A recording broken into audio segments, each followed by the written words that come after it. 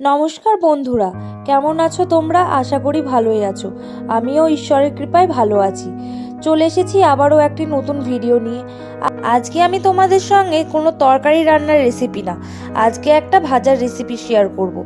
আজকে আমি তোমাদের সঙ্গে পটল ভাজার একটা রেসিপি শেয়ার করব।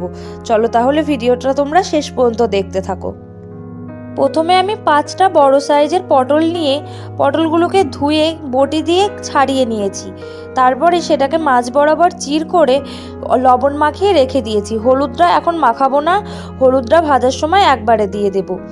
চলো তাহলে দেখতে থাকো। আর চ্যানেলটিতে নতুন হলে একটা সাবস্ক্রাইব করে দিও। তারপরে কড়াইতে লেপন দিয়ে কড়াইটা উনুনে বসিয়ে দিয়েছি। তারপর পটল ভাজার জন্য বেশ খানিকটা তেল কড়াইতে দিয়ে দিয়েছি।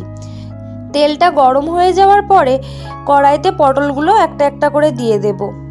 আর উনুনে জ্বালানিও মাঝারি পরিমাণে দেব, যাতে কড়াইটাও পুড়ে না যায় আবার পটলগুলোও পুড়ে না যায়। আর তোমরা যদি গ্যাসে পটল ভাজো সেক্ষেত্রেও গ্যাসের ফ্লেমটা মিডিয়াম রাখবে।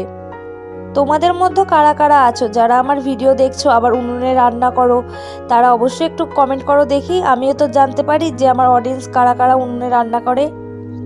যাই হোক, তারপরে লবণ তো দিয়েছিলাম আগে, এরপরে হলুদ দিয়ে দিলাম এবং এক পাশটা ভাজা হয়ে গেছে তাই পটলগুলোকে উল্টিয়ে দিলাম অপর পাশটা ভাজার জন্য। বাঙালির খাবারের থালা হবে, আবার কোনো ভাজা থাকবে না, তাই কি হয়? তাই যে কোনো খাবারের, দুপুরের খাবার হোক, চাই সেটা কোনো অন্নপ্রাশন বাড়ির খাবার হোক, দেখবা টুকিটাকি ভাজাভুজি দিতেই থাকে। পটল ভাজা ঠিক সেরকমটাই। খাবারের শুরুতে যদি পটল ভাজা না দেওয়া হয় বা আলু ভাজা না দেওয়া হয়, একটু কেমন ফাঁকা ফাঁকা লাগে। চাই সে যত রকম তরকারি দেওয়া হোক না কেন, একটু ভাজাভুজি না থাকলে কেমন কেমন লাগে না। যাই হোক, বলতে বলতে পটলগুলো আমার ভাজা হয়ে গেছে।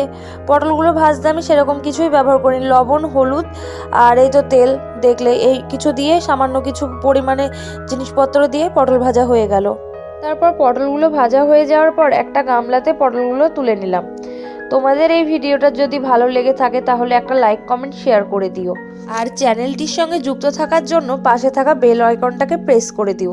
আজকের মতো বিদায় নিই, দেখা হবে আবার নতুন কোনো ভিডিও নিয়ে।